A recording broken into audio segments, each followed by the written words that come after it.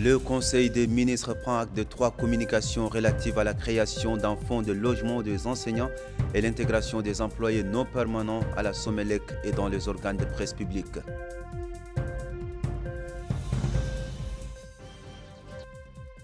Le Premier ministre préside le comité ministériel chargé du suivi de l'exécution du programme national de protection de la jeunesse.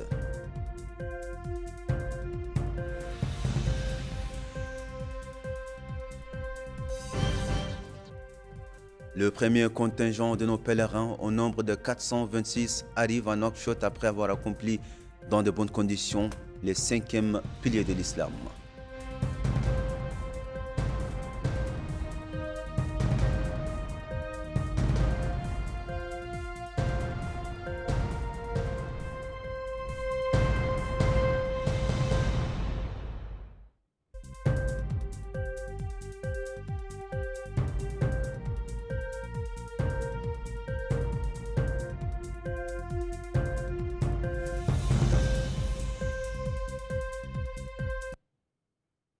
Mesdames et messieurs, bonsoir, bienvenue, merci de vous joindre à nous pour cette nouvelle édition.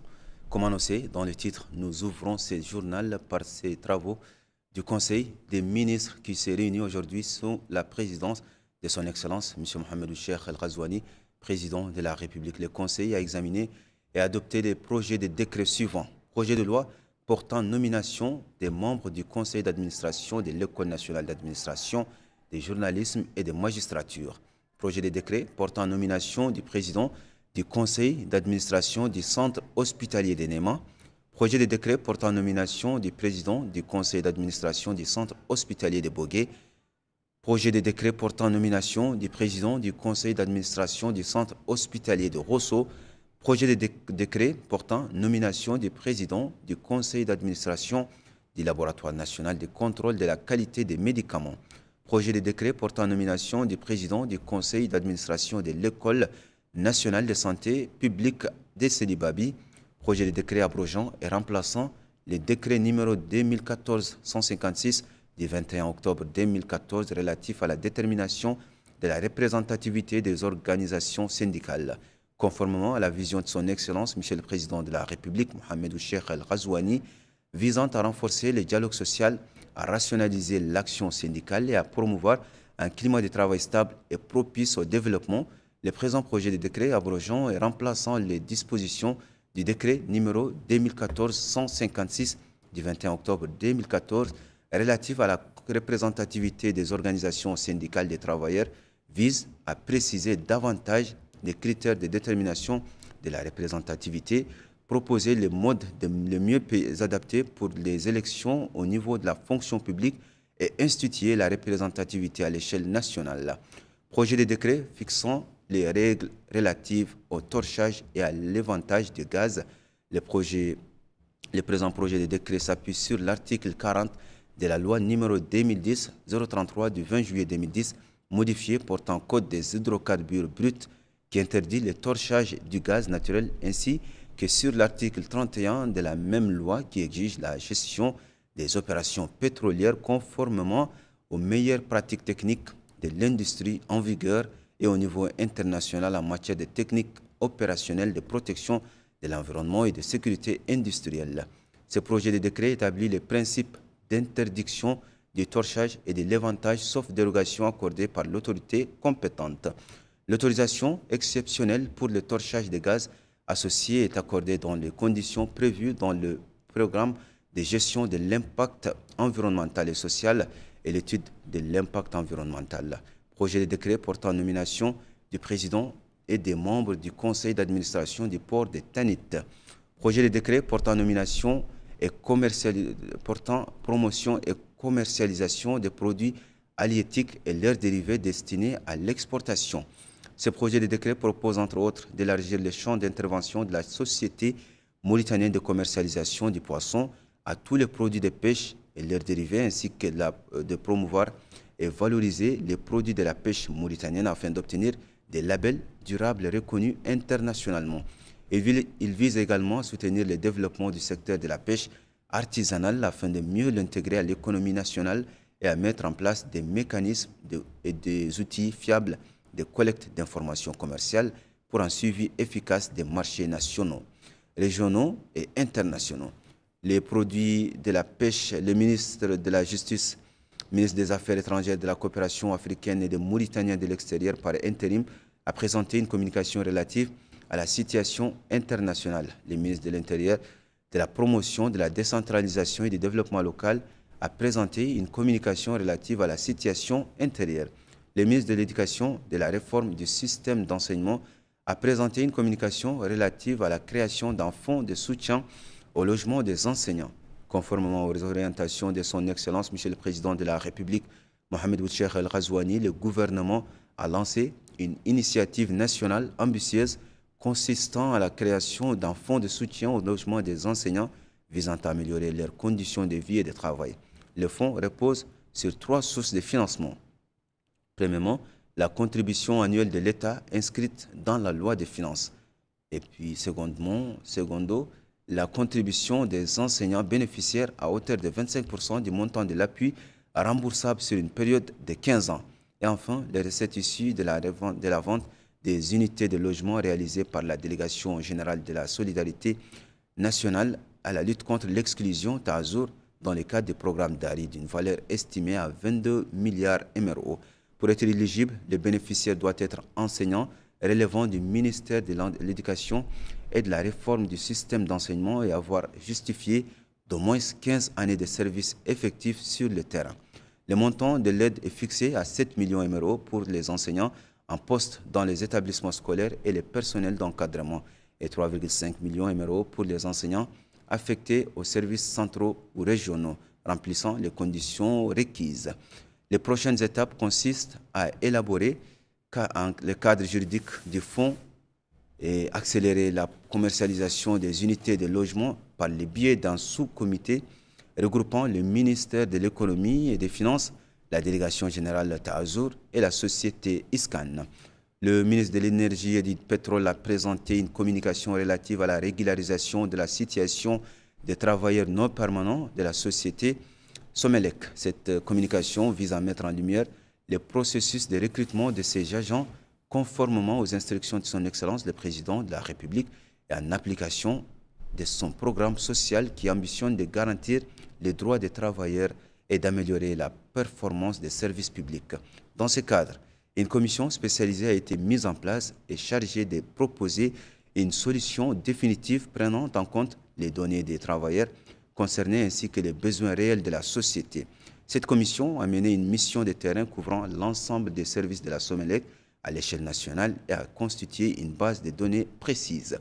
Sur la base des résultats de ces travaux, il a été décidé de procéder au recrutement de 868 travailleurs non permanents, prenant en compte les critères suivants: l'ancienneté, le niveau scolaire et les compétences techniques du candidat, et enfin l'avis technique de la hiérarchie. Ces travailleurs bénéficieront de tous les avantages auxquels ils ont droit, notamment l'assurance maladie et la pension de retraite. Ce recrutement inédit au sein de l'entreprise représente un investissement stratégique dans le capital humain national. Il contribuera à motiver les agents, à renforcer leur sentiment d'appartenance à la société et à assurer la continuité du service public dans le secteur de l'électricité, un secteur en pleine expansion. Le ministre de la Culture, des Arts, de la Communication et des Relations avec le Parlement a présenté une communication relative à la régularisation de la situation des collaborateurs dans les institutions des médias publics.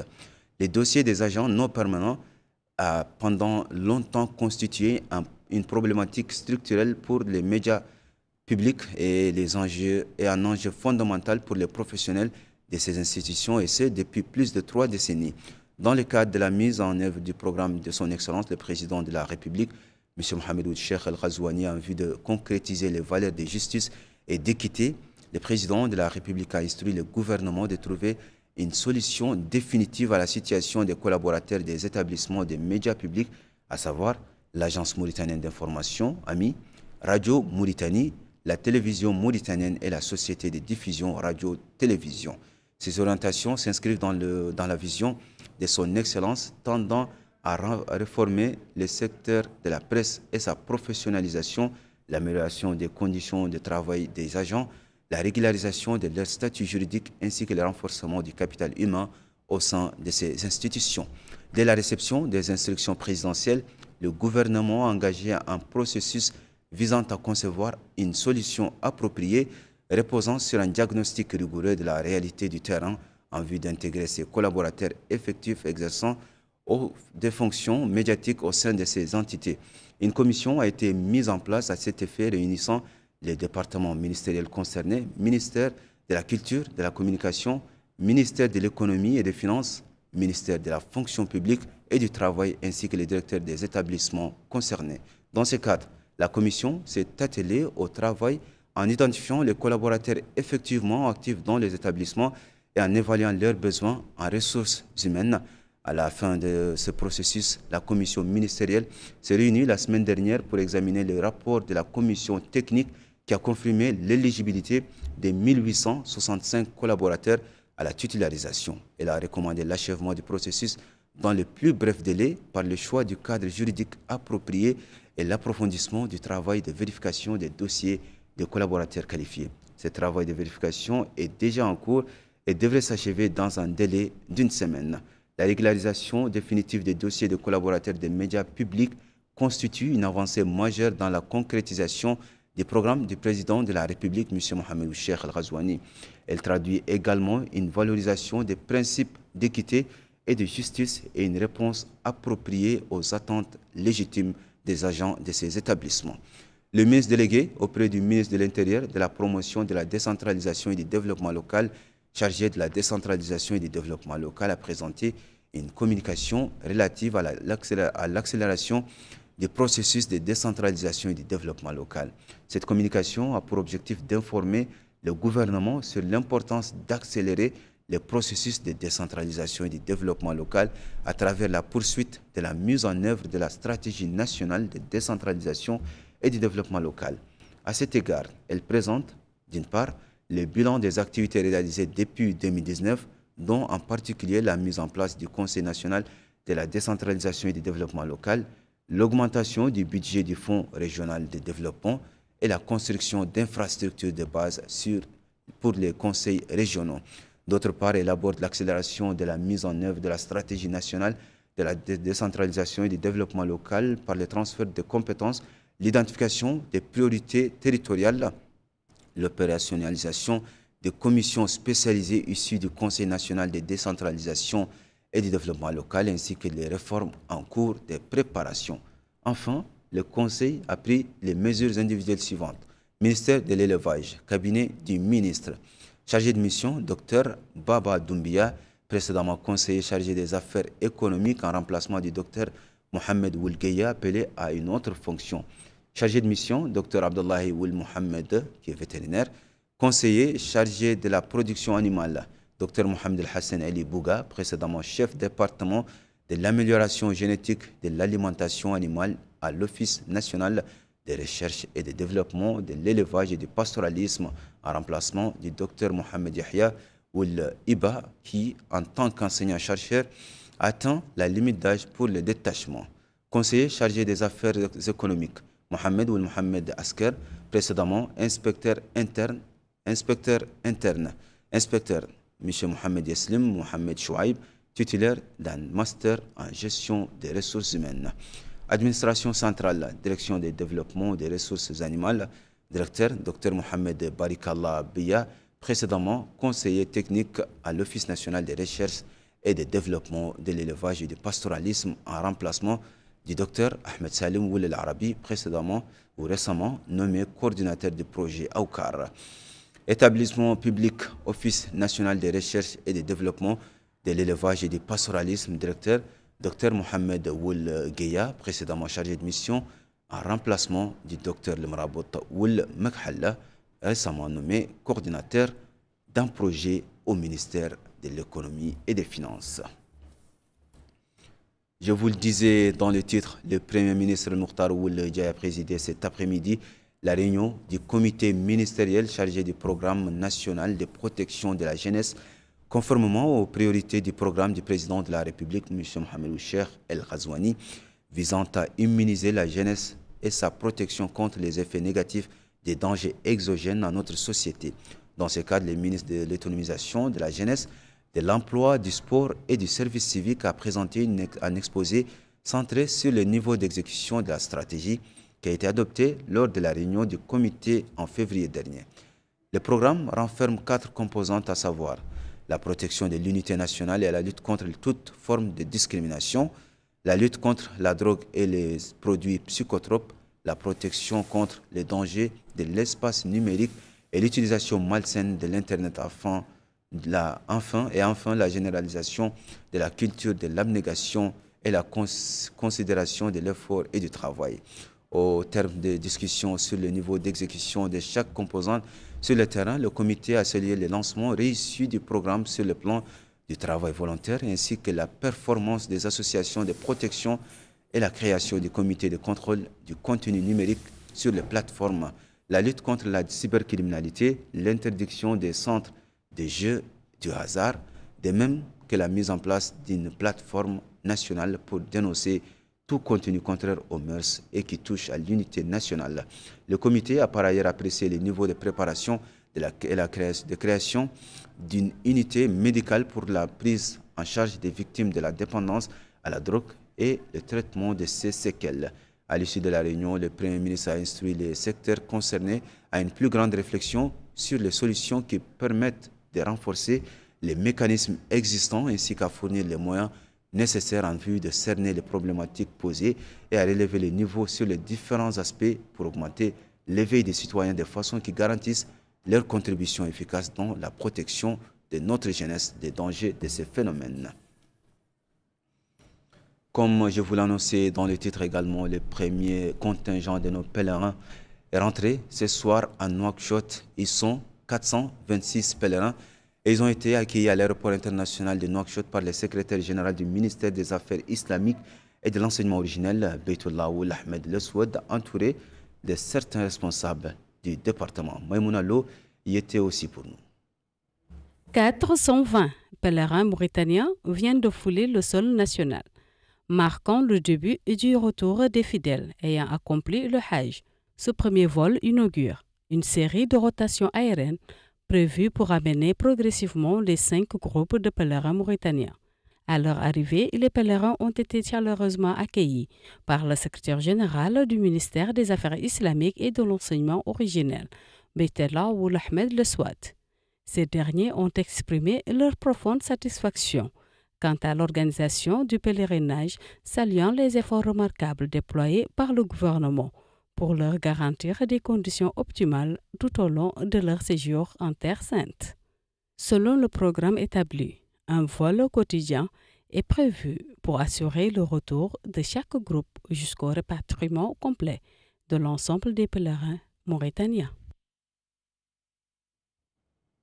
Le président de la Fédération africaine de la presse sportive a clôturé sa visite à Nouakchott par une série de rencontres et de visites de certains centres d'intérêt tels que Radio Mauritanie, le Comité national olympique et le tout couronné par une soirée artistique. Fatima Tade. Dans le cadre de sa visite de travail en Mauritanie, le président de la section Afrique de l'Association internationale de la presse sportive, M. Abdoulaye Thiam, a entrepris une série de rencontres destinées à renforcer la formation journalistique dans le pays. Sa mission a débuté par une visite à la Radio Mauritanie, où il a pris part à une réunion qui a mis en lumière l'engagement des autorités locales à promouvoir le sport à travers les médias. Cette rencontre a été suivie d'un entretien avec le directeur général de la radio avant une visite guidée des locaux. Ensuite, il a rencontré le président du comité national olympique dans un esprit de collaboration entre les instances sportives et les professionnels de la presse. En rencontrant le président du comité olympique, c'est comme vous avez rencontré l'ensemble des fédérations sportives, parce qu'on a l'habitude de le dire, c'est le président de la fédération des fédérations. Lors de notre entretien ici, j'ai mis particulièrement l'accent sur la formation. On aurait bien aimé entretenir ce genre de relation-là, ce partenariat avec le comité olympique mauritanien et qu'il soit aussi notre interprète auprès du président Moustapha Beraf afin qu'on puisse valoriser davantage l'olympisme et les valeurs de l'olympisme sur notre continent. Et j'ose espérer qu'il mettra tous les atouts de notre côté pour former davantage les jeunes journalistes mauritaniens, parce que l'Afrique est un continent jeune, avec beaucoup de jeunes journalistes. Mais si nous ne sommes pas formés, c'est comme des armes qu'on aura données à une jeunesse. L'occasion aussi pour lui d'assister à un dîner officiel organisé à son honneur, réunissant plusieurs acteurs du secteur sportif et médiatique dans une atmosphère conviviale et d'échange. Et au niveau des établissements de l'enseignement fondamental, on s'apprête à dire adieu à l'école. L'occasion pour de nombreux établissements de la capitale d'achever l'année scolaire sur une belle note en organisant des journées pédagogiques rythmées par des productions musicales, des sketchs et des chants en chœur qui promouvent l'apprentissage, la cohésion sociale et l'unité nationale et rejettent les discours haineux et racistes. Yeda Lifal. Sous le slogan « La concrétisation de l'école républicaine garantit la lutte contre les différences sociales », 5 établissements scolaires de la commune de Toujinine ont organisé une journée pédagogique riche en symboles et en messages éducatifs. L'événement s'est tenu dans l'enceinte de l'école Alioune Ben Abi Talib, en présence de plusieurs acteurs du secteur de l'éducation, des autorités locales et des représentants de la société civile. Tout au long de la journée, les élèves des différentes écoles ont présenté des chants, des sketchs et des prestations artistiques, illustrant la valeur de l'école républicaine, l'égalité des chances, l'inclusion de la lutte contre les inégalités sociales. Ces représentations ont mis en lumière l'importance d'un cadre éducatif juste et équitable pour tous les enfants. Dans son intervention, le maire de Toujinine a salué cette initiative exemplaire, soulignant le rôle déterminant que joue la commune dans le soutien à l'école républicaine, notamment à travers l'appui de la tenue scolaire, à l'approvisionnement en eau potable ainsi que l'accompagnement des enseignants. De son côté, l'inspecteur de l'enseignement de la Muqata'a de Toujinine a exprimé sa reconnaissance à l'ensemble de la famille scolaire, déclarant que cette journée témoigne de l'engagement collectif de nos écoles à faire vivre les valeurs républicaines dans nos salles de classe. Au nom de l'association des parents d'élèves, un représentant est également intervenu pour remercier la communauté éducative pour ses efforts tout au long de l'année scolaire écoulée, soulignant l'importance du partenariat entre parents, enseignants et autorités locales. La journée s'est clôturée par une série de sketchs poignants présentés par les élèves portant sur le thème de la déperdition scolaire, un fléau que l'école républicaine entend combattre avec fermeté. Mais avant que les rideaux ne tombent définitivement sur l'année scolaire, le Haut Conseil de l'Éducation a dépêché des missions à l'intérieur du pays pour évaluer les progrès réalisés durant cette année, mais aussi les défis à relever en s'appuyant sur les remarques des acteurs pédagogiques. Des délégations du Haut Conseil se trouvent dans le centre dans 2 wilayas du Haoud al-Gharbi et du Guid Maha. Récit de Bokar Baylaba. L'objectif de la visite de la mission du Haut Conseil de l'éducation au Haoud al-Gharbi est de sensibiliser sur les objectifs du Conseil, encourager la promotion du processus éducatif et discuter des questions soulevées pour surmonter toutes les difficultés et élever l'éducation au plus haut niveau. L'occasion pour le directeur de cabinet du Wali du Haoud al-Gharbi, Sidi Mohamed Shah Hussein, de mettre en exergue l'importance du rôle consultatif joué par le Conseil dans l'élaboration des politiques nationales en matière d'éducation. De son côté, le chef de la mission, Mohamed Mokhtar Mahmoud, a indiqué que cette visite est de nature à faire un diagnostic des défis éducatifs et proposer des solutions appropriées qui seront incluses dans le rapport annuel publié par le Conseil dans le cadre de ses visites de terrain dans toutes les wilayas du pays. Et à l'issue de la réunion, la mission a visité certains établissements scolaires de la ville d'Ayoun. Direction Selibabi, là aussi le Haut Conseil de l'Éducation a tenu une réunion pour examiner l'état du système éducatif dans la wilaya du Guidi Maha. Et dans une allocution prononcée à cette occasion, le Wali du Guidi Maha, Dahmanoul Beyrouk, a indiqué que le président de la République, M. Mohamed Ould-Cheikh Al-Ghazouani, accorde une grande importance à la réforme de l'enseignement qui constitue la pierre angulaire de tout processus de développement. Il a en outre indiqué que cela s'incarne dans la vision de l'école républicaine. À son tour, le chef de la mission du Haut Conseil de l'Éducation, Cheikh Konaté, a indiqué que la visite porte sur 3 points, dont le premier est de veiller à ce que 36 semaines d'enseignement soient dispensées afin de respecter le délai. Le deuxième est l'enseignement à distance et le troisième, les classes de soutien en dernière année. Au terme de la rencontre, la délégation a visité un certain nombre de salles de classe discutant avec le personnel enseignant et les élèves sur les problèmes rencontrés. Et c'est la fin de cette édition. Avant de se quitter, les rappels des principaux titres. Le Conseil des ministres prend acte de 3 communications relatives à la création d'un fonds de logement des enseignants et l'intégration des employés non permanents à la Somelec et dans les organes de presse publique.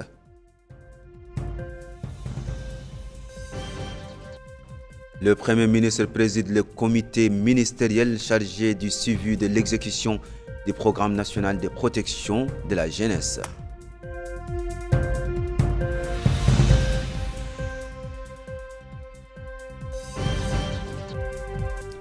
Le premier contingent de nos pèlerins au nombre de 426 arrive à Nouakchott après avoir accompli dans de bonnes conditions les 5e piliers de l'islam.